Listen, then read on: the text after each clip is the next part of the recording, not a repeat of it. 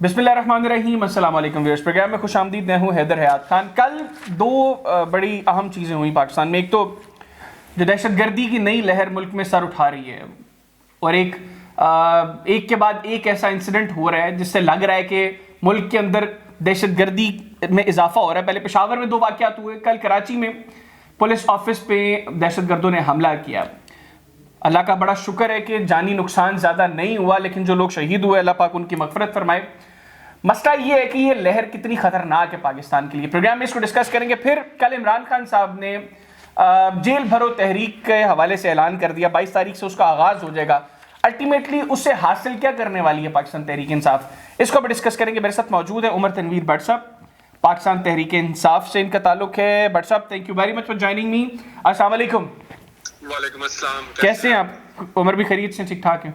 अल्लाह का शुक्र जी। उमर भी, सबसे पहले तो कराची इंसिडेंट पर क्या कहेंगे आप? कल जो वाकया हुआ कराची में, एक अनफॉर्चुनेट इंसिडेंट है। मैं देखे ना, इस मुल्क के अंदर जब यहाँ मुल्क के जो हिफाजत करने वाले हैं वो दूसरे कामों में मसरूफ होंगे तो फिर दहशतगर्दी सर उठाएगी। लेकिन मेरा अपना जाती अगर आप ओपिनियन देखें तो मैं तो ये समझता हूँ कि ये इलेक्शंस को डिले करने या उसको रोकने के लिए एक मजमूम किस्म की कोशिश मेरी जाती राय में है। और अभी तक इसके बारे में डिफरेंट राय आ रही है। कोई कह रहा है ये स्टेज्ड है, कोई कह रहा है ये असल है। इसमें जाए बगैर मेरे ख्याल से हमारी इस्टेब्लिशमेंट और एजेंसियों को माजी की गलतियों से सीखते हुए हमें आगे बढ़ना है। एक तरफ आपका वजीर दिफा ये ऐलान कर रहा है कि मुल्क डिफॉल्ट कर चुका है, इस मुल्क को हम और कितनी पस्ती में लेके जाएंगे? ये इसका हाल श्रीलंका वाला करेंगे।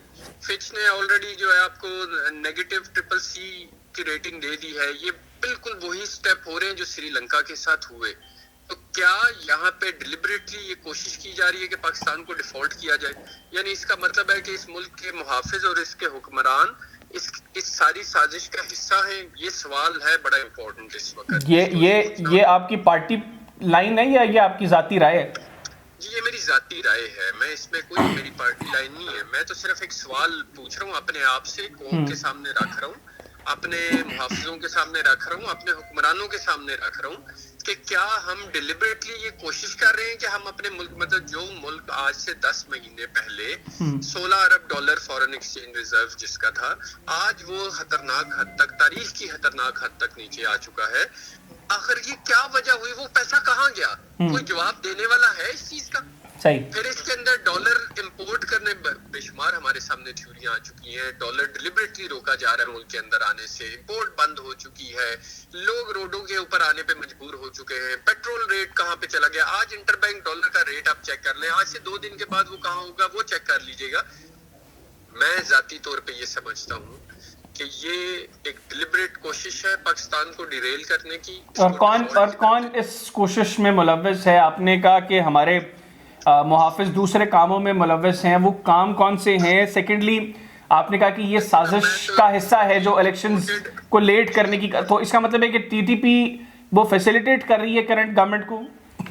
मैं तो इम्पोर्टेड हुकूमत को यही समझता हूँ कि वो इस वक्त आलाकार बने हुए हैं। देखे ना, जिस किसके इस मुल्क के अंदर जो भी ताकतें इसको रोकने की कोशिश कर रही हैं, देखें जितनी फॉरेन एजेंसीज हैं जो इस वक्त पाकिस्तान को डिरेल करने की कोशिश कर रही है। पाकिस्तान तो खटकता है एज एटॉमिक पावर, ये बड़ी दुनिया के नजरों में ये खटकता है। लोग इसको डिसार्म करना चाह रहे हैं। हमने तारीख में पहली दफा देखा कि हमारे एटमी असासाजात की इमरजेंसी कंट्रोल सिस्टम जो है वहां तक रसाई हुई किसी भी फॉरेन डिग्निटरी को। अब वो बंदा जो यहाँ पे आया, वो मतलब डिसार्ममेंट का एक्सपर्ट है, वो उसका क्या मकसद था? क्या ये कौम को बताया जाएगा कि पहली बार हमें कौन सी ऐसी न? फिर इंडियन मीडिया ये दावा कर रहा है कि हमारे एटमी असासाजात जो है उनको कुछ डॉलर्स के एवज बेचने की कोशिश की जा रही है। अब ये सारी रूमर्स, ये सारी बातें मद्देनजर रखते हुए आई स्टिल बिलीव कि हमारे पास वक्त है। हम अभी भी अगर सही रास्ता अडॉप्ट करें, और मैं अपने अरबाब इख्तियार से भी ये गुजारिश करूंगा कि आपको फिर उन लोगों पे एतमाद करना है जो पाकिस्तान को बेहतरी की तरफ लेके जा सकते हैं, और ये फैसला आप अवाम को करने दें। और अवाम इस वक्त आपसे ज्यादा बेहतर फैसला करने की कुव्वत, ताकत और सोच रखती है।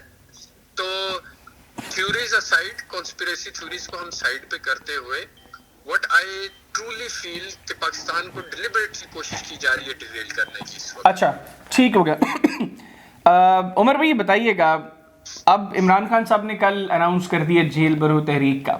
पहले तो बताएं कि कुछ टारगेट्स भी दिए गए आप लोगों को कि कितने कितने बंदे आप लोगों ने जेलों में जो है वो लेकर जाने? जी, ये पूरा सिस्टमैटिक तरीके से होगा। पहले फेज में लाहौर से, जैसे खान साहब ने खुद अपनी स्पीच में भी बताया था कि 200 लोग पहले मरहले में जाके बुध वाले दिन जो है वो देंगे गिरफ्तारी। फिर इसी तरह लाहौर मुख्तलिफ इजला से लोग बारी बारी देते जाएंगे। अब हमारे पास रजिस्ट्रेशंस कंप्लीट हो चुकी हैं। मेरे इस वक्त हल्के से मेरे पास इस वक्त तकरीबन 500 के करीब रजाकार हैं मेरे समेत, जो इस वक्त बिल्कुल खुद वॉलंटरली, मैं सिर्फ एक हल्के की बात कर रहा हूँ अपने की, कि उन 500 लोगों ने, उन नौजवानों ने मेरे समेत ये खुद इस चीज का इजहार किया कि हम जाएंगे। हम अपना देखें ना, जमहूरी हक के लिए हम लॉन्ग मार्च कर चुके हैं, हम प्रोटेस्ट कर चुके हैं, nobody is ready to listen to our voices. और ऊपर से पर्चों के ऊपर पर्चे करके हमें डराने धमकाने की कोशिश खुदारा बंद करते हैं। ना हम चोर हैं, ना हम दहशतगर्द हैं, ना, हाँ, हम अपने हक के लिए जरूर खड़े होंगे, हम इस मुल्क के लिए जरूर खड़े होंगे। और उसके लिए जेल भरो तहरीक का अगर ऐलान हुआ है और हमारे लीडर इमरान खान ने अगर ये फैसला किया है कि जेल भरो तहरीक से हम अपने वो जो है हमारा ऑब्जेक्टिव है उसको हम अगर अचीव कर सकते हैं तो ठीक है, कलेक्टिव विजडम के लिए हम जरूर जाएंगे। वैसे उमर भाई, आपको लगता है 200 बंदे जाके गिरफ्तारियां देंगे, उससे कुछ आप लोग जो प्रेशर डालना चाह रहे हैं आपको कुछ अचीव भी होगा? बुध वाले दिन 200 बंदा जाके गिरफ्तारी देगा, जुमेरात वाले दिन अगला 200, हर जिले, ये कॉन्टिन्यूस प्रोसेस के थ्रू होना है। ये हर रोज 200 बंदा 400 बंदा जो है वो इसके ऊपर गिरफ्तारी देता रहेगा। आप कितने लोगों को गिरफ्तार करेंगे? ये आप क्या कहेंगे जेल में जाके, आप क्या कहेंगे कि मुझे गिरफ्तार कर लो? जी, क्यों करें आपको गिरफ्तार? इसलिए आपको शौक है हमारे ऊपर पर्चे देके हमें वैसे ही दहशतगर्द डिक्लेयर करके आप तो एक ही दफा गिरफ्तार। उमर तनवीर भट्ट साहब किया जा रहा है, अच्छा, बार बार चैलेंज किया जा रहा है। आइन में तो बेशुमार चीजें जो क्लैरिटी के साथ लिखी हुई है, तो बात ठीक है, गैर कानूनी काम अगर वो कर रहे हैं तो ये भी कर लें, इधर कौन सी वजह है? देखे ना, इस वक्त इलेक्शन डिले करने की कौन सी वजह आपके सामने आ रही है? लेकिन अभी तक इलेक्शन कमिश्नर ने जो है शेड्यूल अनाउंस नहीं किया जिसके ऊपर आर्टिकल 6 बनता है। ये वो शख्सियत है जो इस वक्त मोस्ट प्रोबेबली, ये भी मुझे जो नजर आ रहा है, ये एट द एंड ये भी बाहर निकल जाएगा, भाग जाएगा, ये इसको भगा दिया जाएगा। सही। मैं सिर्फ ये गुजारिश कर रहा हूँ कि इस शख्स को क्या नहीं पता कि ये क्या हरकतें कर रहे हैं? अच्छा, मुझे उमर भी जरा थोड़ा सा मजीद समझाएं। मैं पता नहीं, ये मेरी जहन में चीज़ आ नहीं रही, मैं समझ नहीं पा रहा, क्योंकि जो एक परसेप्शन था कि जेल भरो तहरीक का एक मकसद ये है, लोग जाएंगे, एक प्रेशर बिल्ड होगा।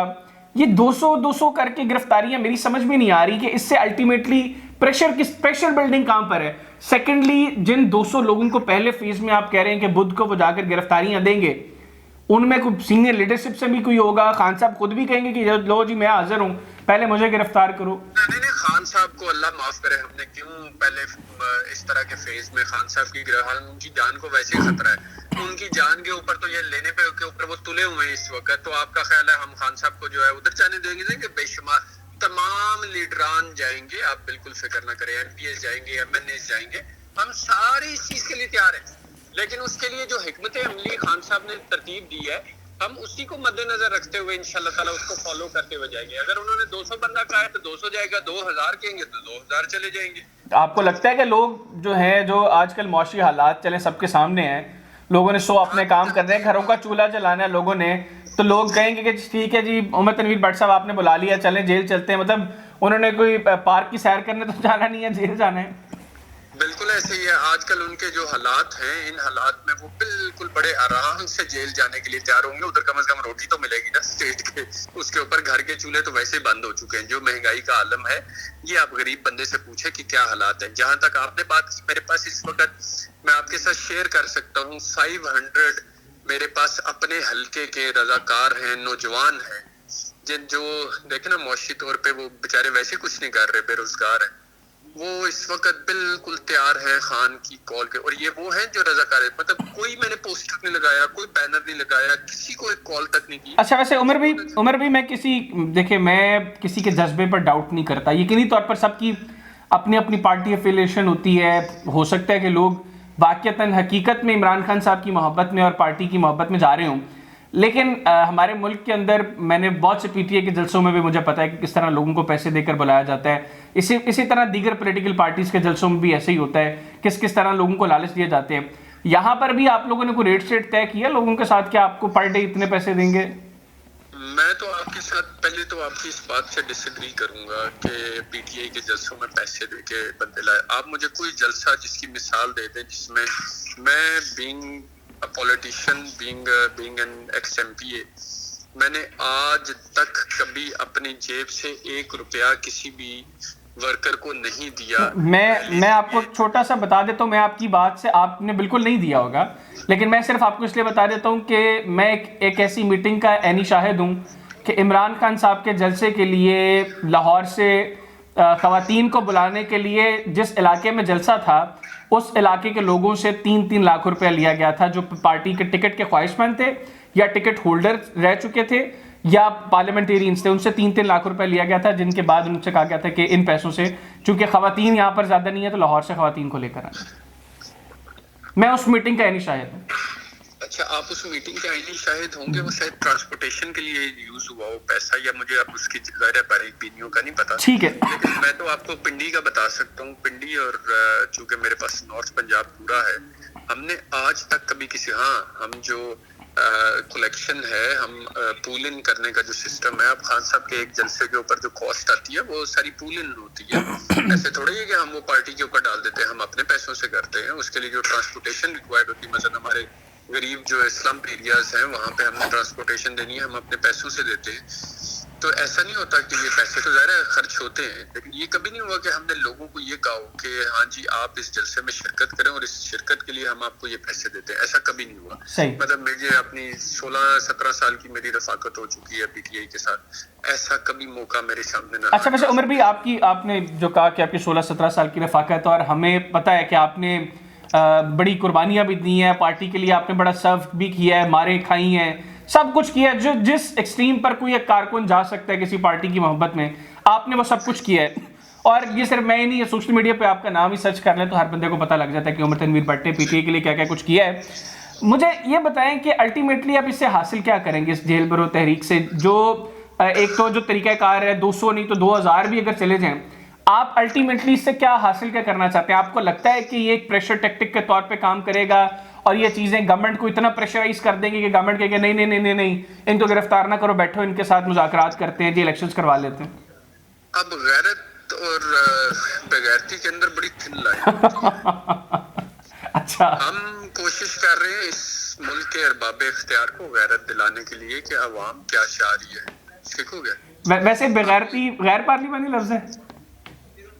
जिस बंदे में गैरत ना हो उसको क्या कहते हैं? अच्छा ठीक है, चले हम ऐसे कर लेते हैं कि गैरत वाले शख्स में और जिसमें गैरत ना हो, हम ऐसे कर लेते हैं। चले वो असल में हम लोग उसको एक गाली बना देते हैं। मैंने किसी को गाली नहीं दी, मैंने सिर्फ उसके दरमियान एक डिफरेंशिएशन की है। सही कि इसके अंदर एक बड़ी थिन लाइन है, और अगर ये इस मुल्क का वो तबका अवाम जो है वो जाके बजाते खुद अपने आप को पेश कर रही है कि ये ले भाई हम जेल भरने के लिए भी आ गए हैं, खुदारा हमें वो प्रोटेक्शन का एहसास जो हमें आइन ने दिया है वो अगर आप हमें प्रोवाइड कर देंगे तो इसमें क्या मसला है।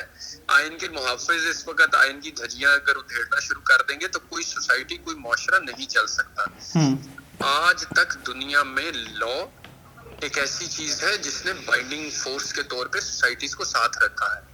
अगर लॉलेसनेस होगी तो फिर दहशतगर्दी भी बढ़ेगी, फिर वारदातें भी बढ़ेगी, फिर पीस भी खराब होगा, फिर आपके लिम्स भी टूटेंगे आपसे।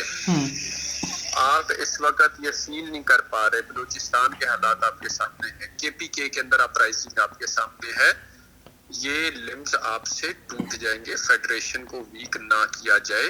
इस वक्त अवाम की सिंपल आपसे डिमांड है इलेक्शन करा दें, इलेक्शन करा के जो आए उसको आप क्यों किसी की बाहर से। अच्छा उमर भी, अगर आज आपके साथ गवर्नमेंट बैठती है कि ठीक है वक्त पर इलेक्शंस हो जाएंगे, तहरीक इंसाफ अपने अर्ली इलेक्शंस के मुतालबे से पीछे हटे, पंजाब और केपी में इलेक्शंस करवा देते हैं, बाकी जो वफाक के इलेक्शंस हैं वो वक्त पर होंगे, आप लोग कोई एक्सेप्टेबल है?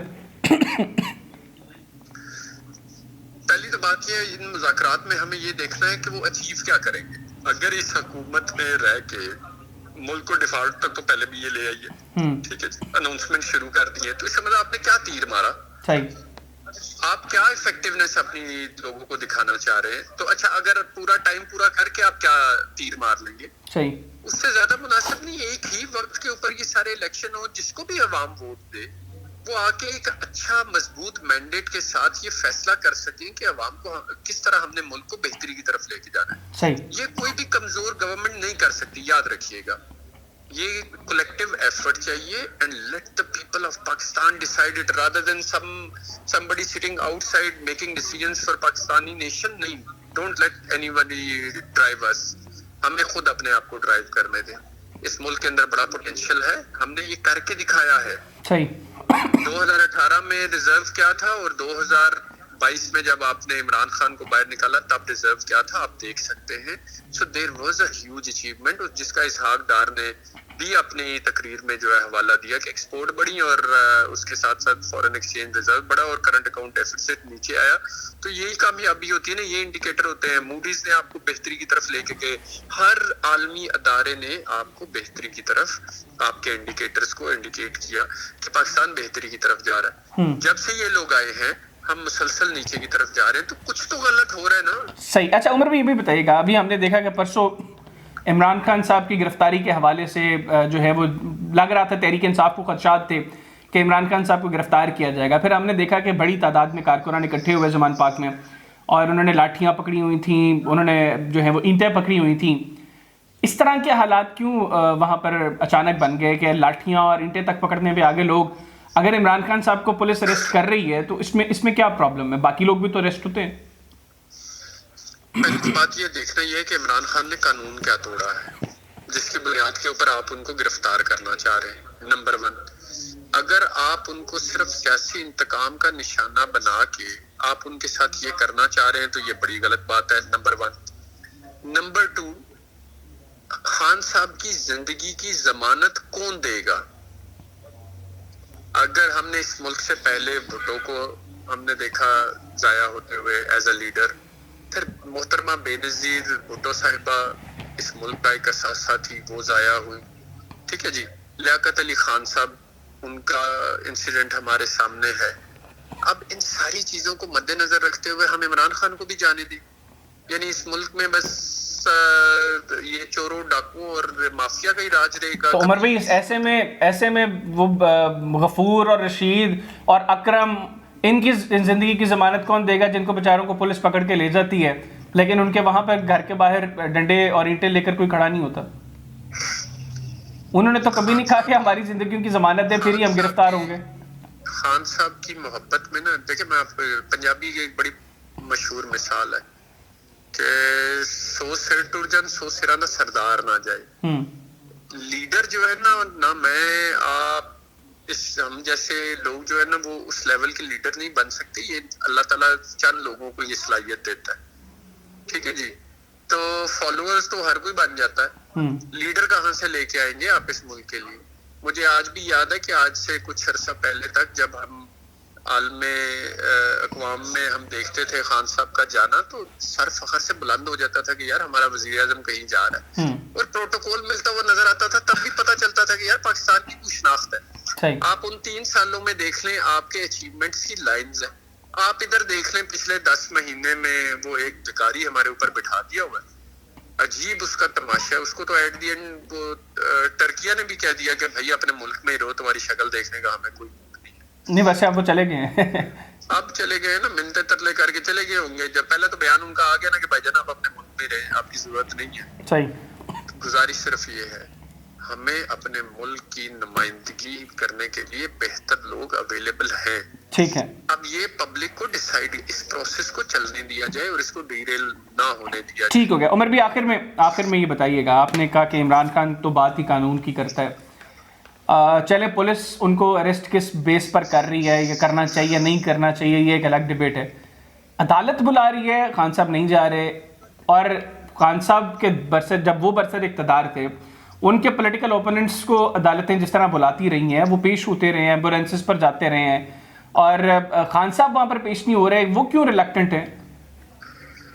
गुजारिश ये है इन्हीं अदालतों ने बेशुमार जगहों के ऊपर कमर दर्द की वजह से शहबाज शरीफ साहब को रिलीफ किए, ठीक है जी। इसी तरह के बेशुमार रिलीफ मैं आपको गिनवा सकता हूँ जो दूसरी लीडरशिप को मिले हैं। लेकिन उमर भाई कत्ता कलामी की माजरत, आप लोग तो तब उसको भी डिस्करेज करते थे। इसका मतलब है कि आप और वैसे भी उसकी उस स्टेज पे केस की नोयत मुख्तलिफ थी। यहाँ पर अदालतें बार बार कह रही हैं आपको टाइम दे रही है, आप इतनी बजे आ जाए, इतने बजे आ जाए। खान साहब जाए नहीं। मैं खुद बीइंग अ लॉयर मैं जानता हूँ अदालतों के अंदर काम कैसे होते हैं। अगर मसलन मैं बीमार हूँ और मैं दे देता हूँ अपना मेडिकल वहां पे कि जनाब मेरे साथ ये मसला है, तो ये इस्तशना मिलना कोई बड़ी बात नहीं है। सही, ठीक है। ये कोर्ट्स के लिए आखिर क्या ऐसी वजह आन पड़ी है कि कोर्ट्स को इतनी तकलीफ हो रही है कि उन्होंने लाजमी इमरान खान को जो है प्रेजेंट करवाना है। तो उमर भाई उस वक्त क्या हो गया था जब आसिफ अली जरदारी साहब को एम्बुलेंस में बुलाया गया था? आसिफ अली जरदारी साहब को एम्बुलेंस में, आसिफ अली जरदारी साहब का और इनका केस बड़ा डिफरेंट है। अगर मैं गुजारिश करना, मसला तो मेडिकल ग्राउंड्स का है, मसला तो मेडिकल ग्राउंड्स देखें ना, इनके मेडिकल ग्राउंड्स में और खान साहब के मेडिकल ग्राउंड्स में बड़ा फर्क है। अच्छा। मेडिकल ग्राउंड्स का प्रॉब्लम ये है कि ये जैसे इक़्तिदार में आते हैं तो इनके मेडिकल ग्राउंड्स बिल्कुल खत्म हो जाते हैं। अब क्यों वो मेडिकल, अब नवाज शरीफ के प्लेटलेट्स क्यों नहीं कम हो रहे? अब तो वो बड़ी ठाठे मार के फिर रहे। इसी तरह जरदारी साहब बड़े मजे से फिर रहे। जैसे इमरान खान का इक़्तिदार आएगा, मैं आपको गारंटी देता हूँ ये सारे के सारे मेडिकल ग्राउंड पे चले जाएंगे। ठीक हो गया उमर भाई। हर किस्म की अब मंडे तक का टाइम है। खान साहब मंडे को पेश होंगे आपके ख्याल में? जी जरूर होंगे इंशाल्लाह ताला। ठीक हो गया। कानून की हुक्मरानी पे यकीन रखते हैं। चल ठीक हो गया। Thank you very much Umar भाई, आपने बड़े शॉर्ट नोटिस पे हमारे लिए प्रोग्राम के लिए वक्त निकाला। नाज़रीन, उमर तनवीर भट्ट साहब हमारे साथ टेलीफोन लाइन पर मौजूद थे, उनकी गुफ्तगू आपने सुनी। प्रोग्राम में एक ब्रेक शामिल करेंगे, ब्रेक के बाद प्रोग्राम का सिलसिला आगे बढ़ाएंगे। कहीं ना जाएगा, स्टे विद अस।